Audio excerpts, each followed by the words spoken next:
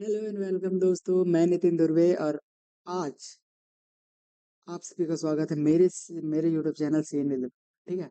So basically आज हम पढ़ने वाले हैं डीएचसीपी कॉन्फ़िगरेशन। ठीक है। सो बेसिकली डीएचसीपी कॉन्फ़िगरेशन पढ़ने से पहले हम समझते हैं कि एक्चुअल में डीएचसीपी होता क्या है। ठीक है। क्योंकि पढ़ने से पहले उसको जानना बहुत जरूरी होता है। ठीक है। तो सबसे पहले हम एक एग्जांपल के थ्रू समझते हैं। सपोज हमारे पास एक नेटवर्क टोपोलॉजी है, network A and network B, जिसको हमने राउटर के थ्रू कनेक्ट कर रखे हैं। ठीक है। अब यहाँ की डिवाइसेस, इस नेटवर्क में जितने भी डिवाइसेस कनेक्ट हैं, उन सभी डिवाइसेस के लिए हम सपोज आईपी एड्रेस असाइन करना चाहें। अभी हम सिर्फ एग्जांपल से समझ रहे हैं, उसका डीएचसीपी के बारे में तो अगले 2 मिनट के बाद पता चलेगा। ठीक है, कि एक्चुअल में होता क्या है। तो यहाँ से हम सभी का अगर आईपी एड्रेस, मैं सपोज तुमको बोलूँ कि इसका आईपी एड्रेस असाइन कर दो, तो क्या करोगे तुम?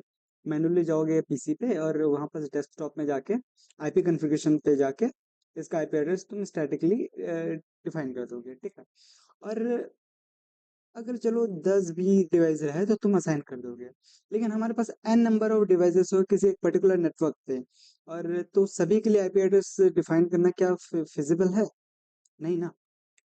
तो उसी तरह ये जो डीएचसीपी है क्या करता है कि जितने भी हमारे पास डिवाइसेस होते हैं उन सभी के लिए एक डिफॉल्ट कॉन्फ़िगरेशन होता है, एक प्रोटोकॉल होता है जो कि डिफॉल्ट मोड में IP address, subnet mask, default gateway and DNS server जैसी विजिबिलिटीज उनको असाइन कर देता है। ठीक है। And so basically basic overview तो पता चल गया होगा कि एक्चुअल में डीएचसीपी होता क्या है। तो स्टेप बाय स्टेप हम समझते हैं कि इनका कॉन्फ़िगरेशन हम कैसे करते हैं डीएचसीपी का। ठीक है।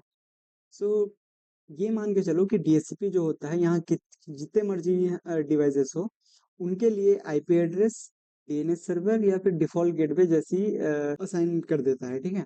एंड यहाँ पास मैंने कुछ कमांड्स लिख रखे हैं जो कि तुम्हारी फिजिबिलिटी के लिए यूज में रहेगा, क्योंकि अगर ये मेरा स्क्रीन अगर नहीं दिखता है तो ये एक सभी के लिए ये फिजिबल रहेगा यहाँ पास।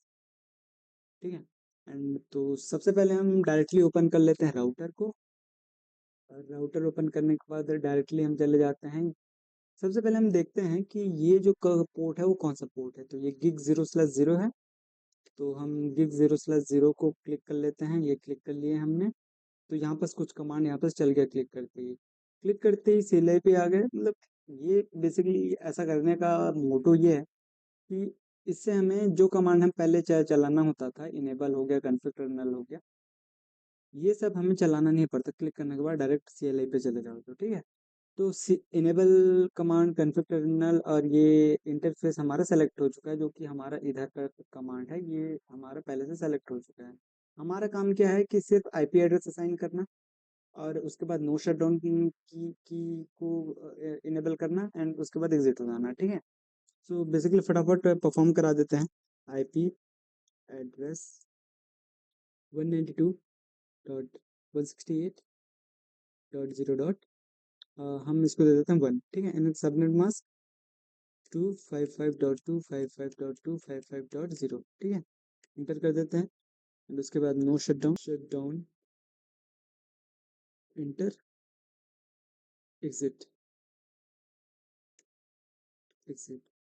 उसके बाद डायरेक्ट फिर से कन्फिग में चले जाते हैं और सेकंड पोर्ट को सेलेक्ट करते हैं। ठीक है। एंड उसके बाद फिर से CLI पे आते हैं। तो हमारा ये वाला पोर्ट हमारा सेलेक्ट हो गया है, गिग 0/1। ठीक है। तो इसके लिए हम आईपी एड्रेस असाइन करते हैं। आईपी एड्रेस, इसको हम देते हैं 10 के फॉर्मेट में। ठीक है। बिकॉज अब हमें पता है कि हमने जब भी हम दूसरे नेटवर्क के लिए आईपी एड्रेस असाइन करते हैं तो वो हम डिफरेंट ही असाइन करते हैं। ठीक है। तो इसके लिए हम असाइन करते हैं क्लास ए 10.1.1.1। ठीक है। एंड इसका आईपी एड्रेस, इसका सबनेट मास्क 255.0.0.0. ठीक है। इंटर कर देते हैं एंड उसके बाद इसके लिए भी no shut down,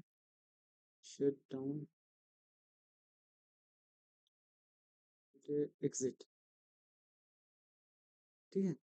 so basically हमने दोनों के लिए आईपी एड्रेस और उसका सबनेट मास्क असाइन कर दिया हुआ है दोनों पोर्ट के लिए। बेसिकली अब हम जो हमारे डीएनएस सर्वर है उसके लिए मेन कॉन्फ़िगरेशन करने वाले हैं। ठीक है। तो हम सबसे पहले अपने अपने अभी हम डायग्राम से एक बार समझ लेते हैं। हमने यहाँ के लिए आईपी एड्रेस असाइन कर दिया है और यहाँ के लिए भी आईपी एड्रेस हमने असाइन कर दिया है। लेकिन इस साइट के लिए हमने डीएचसीपी, जब हम डीएचसीपी प्रोटोकॉल हम इनेबल करेंगे तो उसके लिए क्या फर्दर प्रोसेस है, हम उसको सेलेक्ट करते हैं। क्योंकि हमें पता है कि इस साइड का जो कनेक्शन है वो किस पोर्ट से कनेक्टेड है, गिग 0/0 से, और इस साइड का गिग 0/1 से कनेक्टेड है। तो यहाँ पास हम डायरेक्टली CLI पे जो हमारा गिग है, कॉन्फ़िगरेशन है ये वाला 0, इसको हम क्लिक करते हैं तो ये हमारा फिर से सेलेक्ट हो गया। और यहाँ पास हम बेसिकली यहाँ जो हमने कमांड हमने लिख रखे हैं उसको हम चला देंगे, IP DHCP पुल net1, IP DHCP पुल net1, ठीक है। एंड इसके बाद हम सिंपली एंटर कर देंगे। एंड इसके बाद इसको नेटवर्क आईडी हम असाइन कर देंगे, नेटवर्क नेटवर्क 192.168.0.0, ठीक है। एंड इसका सबनेट मास्क 255.255.255.0, ठीक है। एंड इसके बाद जो हमारा राउटर का आईपी एड्रेस था जो कि हमने 192.168.0.1 असाइन किए थे उसको लिखना पड़ेगा। तो उसको असाइन कराने का हमारे पास कमांड है default router, default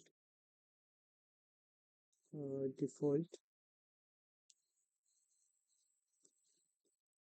default router space 192.168.0.1, ठीक है। असाइन भी हो रहा है, ठीक है।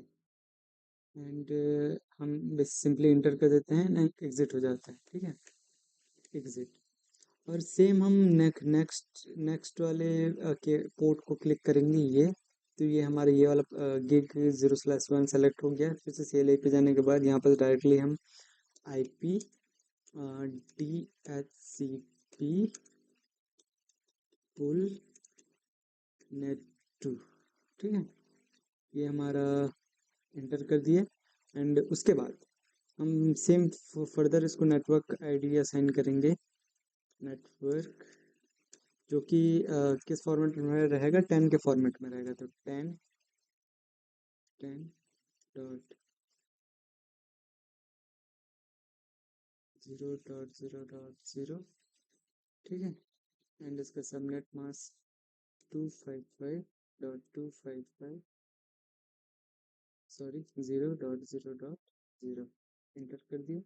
एंड इसके बाद जो हमारे राउटर का आईपी एड्रेस था, डिफ़ॉल्ट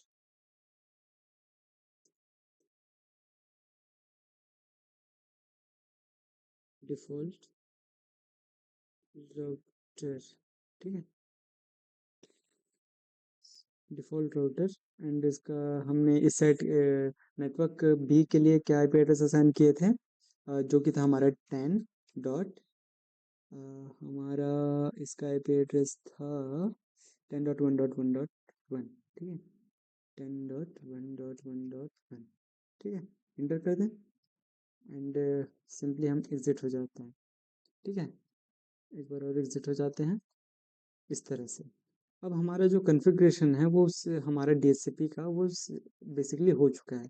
और हम अब यहाँ से तो हमारा कॉन्फ़िगरेशन हो गया, लेकिन हमें चेक करना है कि हमारा जो DHCP है एक्चुअल में लागू हुआ है कि नहीं।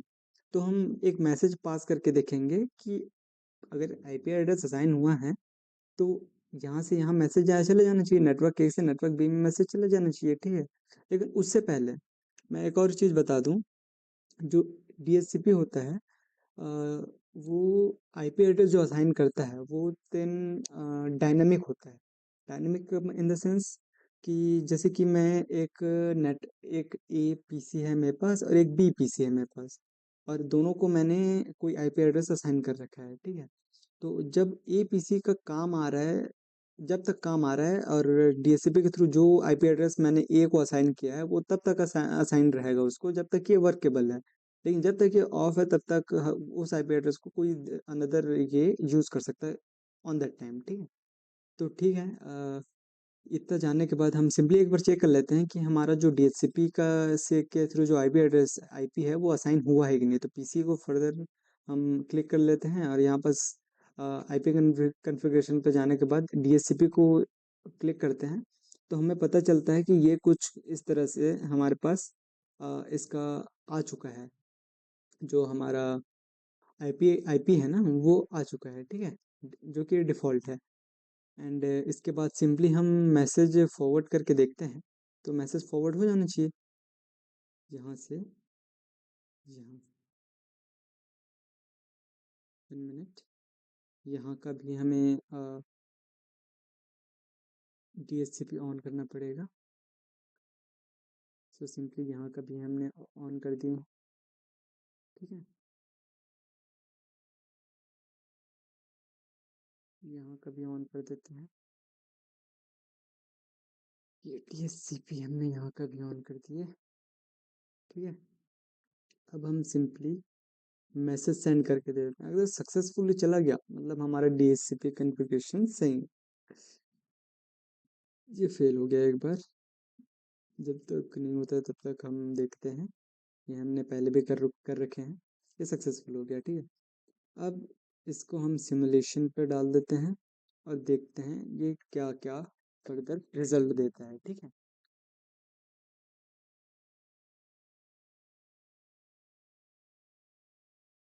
ये चला जाएगा स्विच में एंड देन पीसी, ये हमारा डेस्टिनेशन पॉइंट है, राइट। तो डेस्टिनेशन पॉइंट तक चले जाना चाहिए इसको। सो ये सिंपली आ चुका है। सो दोस्तों बेसिकली ये हमारा और जो डीएचसीपी प्रोटोकॉल है वो हम आईपीज असाइन करने के लिए डिफरेंट डिफरेंट और एन नंबर्स ऑफ डिवाइसेस को जब हम असाइन करते हैं तब यूज़ में लाते हैं, ठीक है। सो बेसिकली हमारा आज का काम तो हो गया और डीएचसीपी की वर्किंग भी आज हमें बहुत अच्छे से समझ में आ गई। और अगर कोई डाउट है तो कमेंट सेक्शन हमारे भाइयों के लिए खाली है और कुछ डाउट आता है तो फ्री टू आस्क। एंड आज के लिए इतना ही। मिलते हैं नेक्स्ट वीडियो में।